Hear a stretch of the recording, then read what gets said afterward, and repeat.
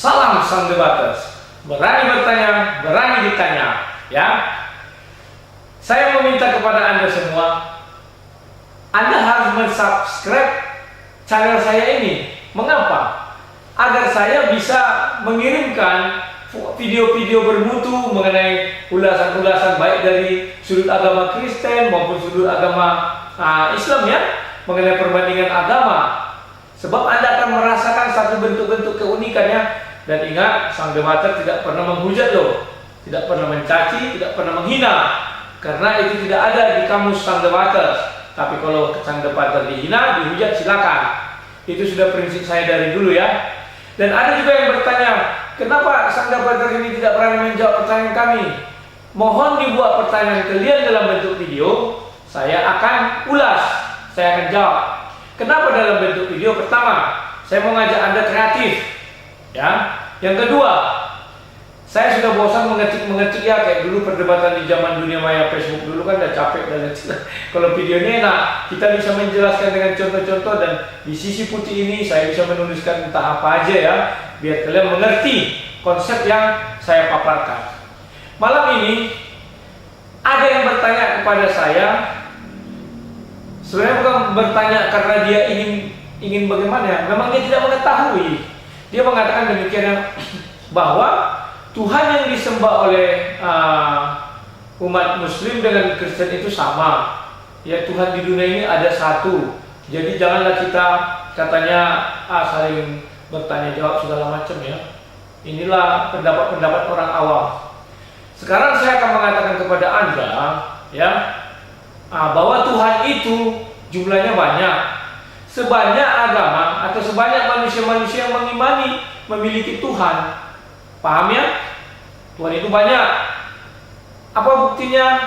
Orang Muslim tidak mau dikatakan Tuhannya orang Kristen adalah Tuhan Muslim. Demikian sebaliknya.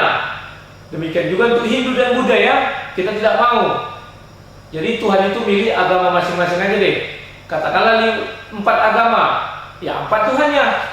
Paham, ya? Itu untuk jawaban mengenai kesamaan Tuhan. Nah, sekarang yang kedua, dia juga mengatakan bahwa di kitab suci Kristen dengan Islam kan nabi-nabinya sama, ya. Inilah pendapat orang awam.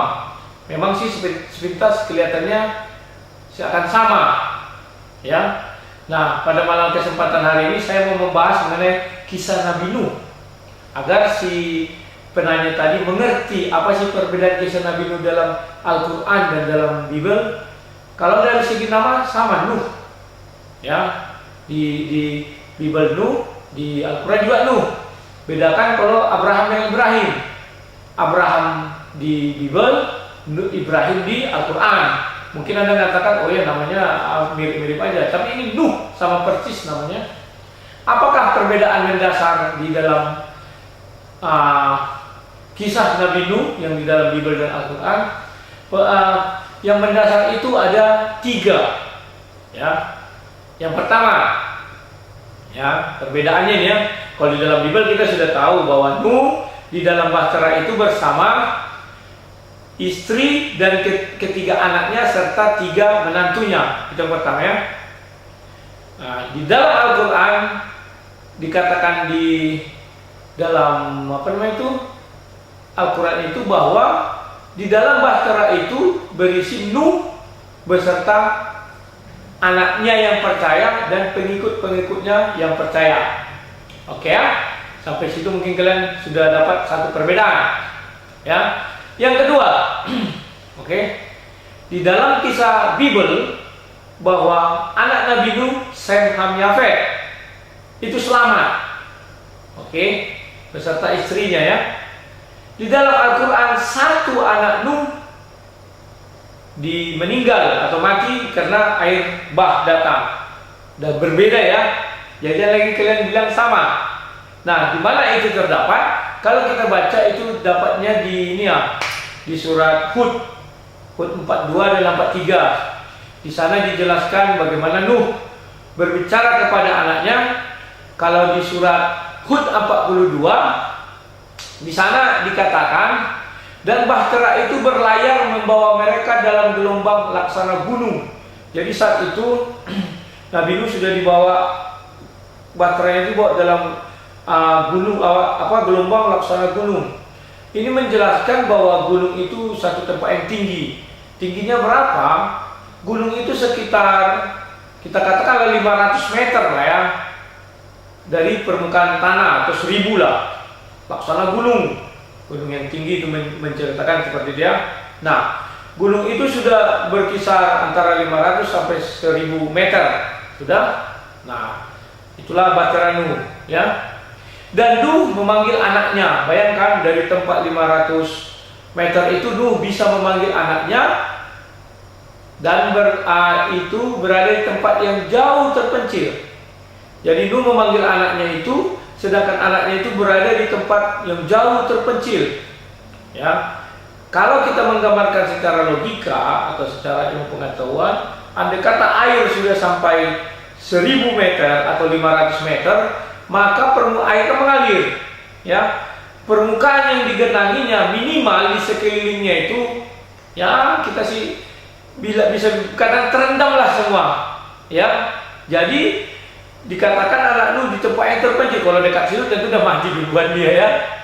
Jadi tempat yang terpencil. Ini logikanya masuk loh. Tidak dikatakan di dekat bahtera itu, karena di gunung, berarti di bawahnya bahtera itu juga sudah menghanyutkan segala-galanya ya. Jadi Nuh berkata, "Hai anakku, naiklah ke kapal bersama kami dan jangan kamu berada bersama orang-orang yang kafir." Ternyata salah satu anak Nuh itu berada di lingkungan orang kafir, maka dia pun jadi kafir, ya kan? Nah, kalian tidak usah mempersoalkan bagaimana cara Nuh berbicara dari bahtera yang tingginya dari setinggi gunung dengan anaknya yang jauh di pedalaman. Tidak usah ya, karena itu adalah, kalau mereka jawab, itulah mukjizat Tuhan, sehingga Nuh bisa berbicara sama yang anaknya yang jauh di pedalamannya, tempat terpencil. Kalau kita ya manusia biasa, paling bicara kitanya 50 meter lah masih didengar, oh gitu, teriak gitu ya. Tapi ini sesuatu yang ajaib, dia kan Nabi. Nabi bisa berbicara sampai ribuan meter ya, atau 1 kilometer, 2 kilometer, karena dari tinggi gelombang dengan tempat terpencil itu, ya kita bisa katakan bukan satu tempat yang dekat ya, itu adalah tempat jauh. Gak usah dipermasalahkan, karena jawabannya itu adalah atas izin Allah ya. Jadi apapun bisa terjadi, oke ya, positif thinking aja. Nah, jadi sudah dapat bahwa di dalam Bible dijelaskan anak Nuh selamat. Di dalam Al-Quran anak Nuh satu mati. Siapakah yang mati ini? Kan ini jadi misteri. Kita selalu mengatakan misteri ya. Kenapa kita katakan misteri? Karena di dalam Al-Quran tidak dijelaskan siapa nama anak Nuh. Tetapi di tempat-tempat lain, bahkan di video-video apa ya, cerita-cerita Nabi, dikatakan nama anaknya itu si Kanan ya. Inilah sesuatu misteri. Kenapa? Saya selalu katakan, sayalah orang yang percaya bahwa Al-Quran itu adalah kitab paling lengkap, kitab paling sempurna, tidak pernah disentuh manusia, tidak pernah diedit-edit. Cuman saya sampai sekarang bingung dari mana mereka dapat kata Kanaan ini, anaknya si Nuh bernama Kanaan itu ya. Saya sudah buka-buka Al-Quran, saya belum jumpa sampai sekarang ya. Sama seperti pernyataan saya sebelumnya, karena saya tidak bisa bahasa Arab, sehingga saya tidak mungkin terlewat. Saya selalu meminta bimbingan kepada ulama-ulama, ustadz-ustadz. Daripada kalian ribut menceritakan agama Kristen, bimbinglah saya. Mohon sekali lagi, bimbinglah saya. Ambil dari Al-Quran, dari mana orang tahu nama Kanaan itu ya. Karena ini adalah kisah puluhan ribuan tahun yang lalu sebelum Nabi Muhammad ada. Oke? Jadi kalau kalian katakan kalian mengetahui dari buku sejarah, sejarah apa? Kan gitu. Tidak mungkin buku sejarah dijadikan pedoman untuk firman Tuhan. Lucu jadinya, seolah-olah firman Tuhan itu bagaimana gitu ya. Kalau kalian katakan dari kitab Taurat, ini baru masuk akal. Saya percaya dari kitab Taurat ya. Hanya saya sekali lagi minta bimbingan Taurat yang mana, karena Taurat yang diilhami Yahudi saat ini, di sana anak Nuh itu Sem Ham Yafet, tidak ada yang mati ya. Taurat yang ada di Bibelnya Kristen juga tidak ada yang mati. Jadi untuk penanya tadi, ini sudah mulai jelas ya bahwa firman Allah di dalam Bible, dalam Taurat, dalam Al-Quran itu berbeda ya. Jadi tuannya nggak sama. Oke, nah perbedaan yang berikutnya adalah mengenai istri Nuh. Di At-Tahrim 10 di sana dikatakan bahwa istri Nuh dan istri Lut sebagai perumpamaan bagi orang-orang kafir. Oke ya. Nah, artinya bahwa istri Nuh saat kejadian air bah itu musnah juga, sama seperti anaknya kafir ya. Oke, paham ya? Sementara di Bible dikatakan Nuh beserta istrinya masuk ke dalam bahtera. Jadi dia dapat ya bahwa Tuhan di dalam Bible, Tuhan di dalam Al-Quran tidak sama. Nabi Nuh di dalam Bible, Nabi Nuh di dalam Al-Quran tidak sama. Jangan pernah kalian sama-samakan. Sekali lagi saya minta, jangan kalian sama-samakan. Karena kalau kalian samakan, maka kalian akan ribut dan mengatakan satu palsu, satu asli. Karena berbeda isinya kan. Tidak mungkin ada satu Tuhan yang sama berfirman, berbeda di dalam dua kitab suci. Paham ya? Jadi saya mohon jangan disama-samakan. Karena kalau kalian samakan, artinya kalian sudah mulai mengatakan itu asli, ini palsu, itu asli, ini palsu. Jangan kalian tiru ya Waloni yang mulutnya gampang mengatakan kitab suci Kristen adalah palsu seperti itu ya. Ya, baik. Nah, dari sini kalian sudah dapat sebuah perbedaan. Dari sini kita sudah mengetahui bahwa kisah Nabi Nuh di dalam Al-Quran tidak sama dengan yang di dalam Bible. Oke. Nah, malam ini juga saya mau meminta bantuan kepada seluruh ulama-ulama, ustadz-ustadz. Berbaik hatilah kalian, bantulah saya. Saya hanya orang yang mencari kebenaran. Ya, dari manalah kisah-kisah yang ada kita dengar di video-video, di ceramah-ceramah mengenai Nabi Nuh, anaknya ada 4. Sem, Ham, Yafet, dan Kan'an. Tolong bantu saya. Yang kedua, bahwa anaknya Nabi Nuh 1 musnah. Ya, bantu saya. Bagaimana anak tersebut bisa kalau saya bilang mungkir lah sama ayahnya ya. Padahal ayahnya adalah seorang nabi. 3 anak tidak mungkir, cuma 1 yang mungkir ya. Itu jelaskanlah agar orang yang menonton bisa mengikuti jejak saya ini, mencari kebenaran. Ya, kalau memang ada Taurat yang berisi tentang kisah ini, beritahukanlah kepada kami.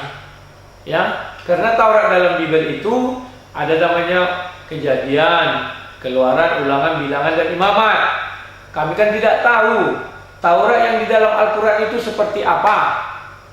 Ya, karena kami percaya bahwa Taurat yang di dalam Bible itu bukan Taurat yang diturunkan Allah SWT. Karena kisah dunia ada berbeda. Bantulah kami. Siapa tahu kalian bisa menunjukkan isi Taurat yang diturunkan Allah SWT, apa-apa saja isinya. Ya enggak usahlah kita mengatakan itu sudah diubah-ubah, itu sudah ini. Saya percaya bahwa Allah SWT itu serba maha. Dia menjaga seluruh kitab-kitabnya. Saya percaya itu. Tidak menjaga hanya 1 kitab. Kenapa? Dia Tuhan. Buktinya apa? Allah masih bisa menceritakan dari kitab Taurat kepada manusia sekarang sehingga kita mengetahui kisah Nuh di dalam Al-Quran.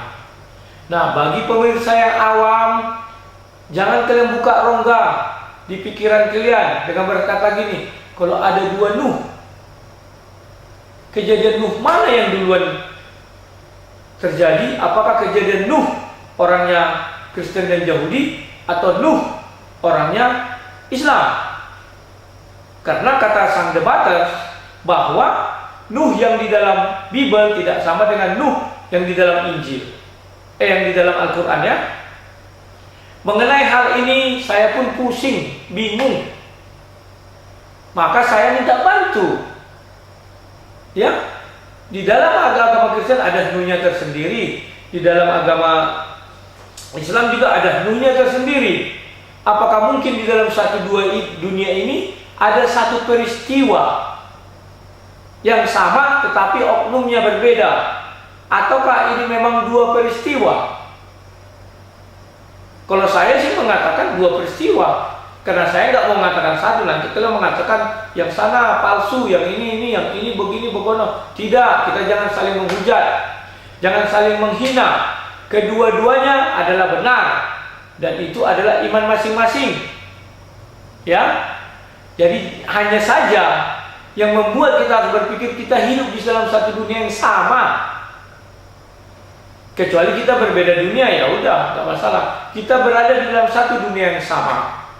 Bantulah saya, selain mencarikan dari mana sih data-data tentang Nabi Nuh ini dapat, bantu saya. Saya tidak pernah mencela sedikit pun. Saya bilang, ya memang ada. Bahkan saya katakan dari gunung yang tinggi 1.500 meter, anak Nuh di pedalaman, saya nggak membantah. Saya bilang itu kuasa Allah, dikasih kuasa kepada Nuh sehingga Nuh bisa berbicara pada anaknya.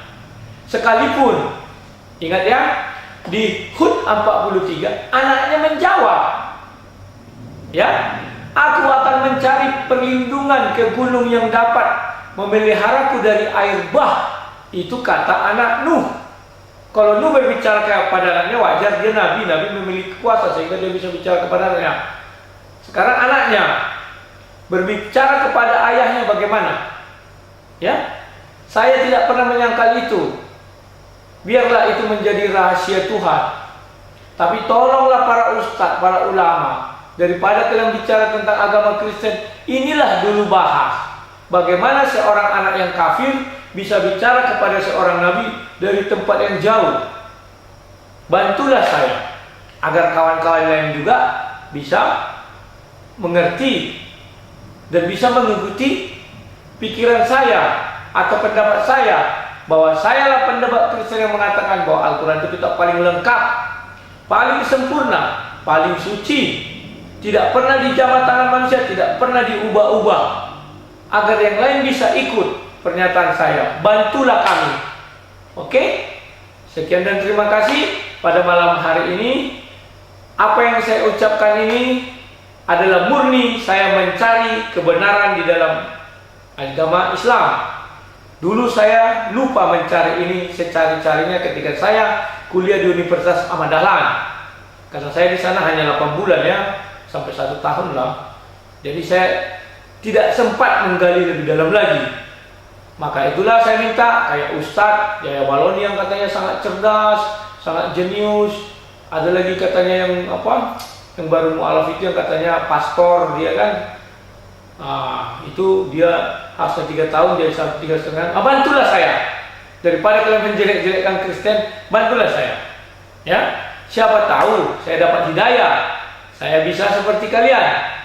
Oke?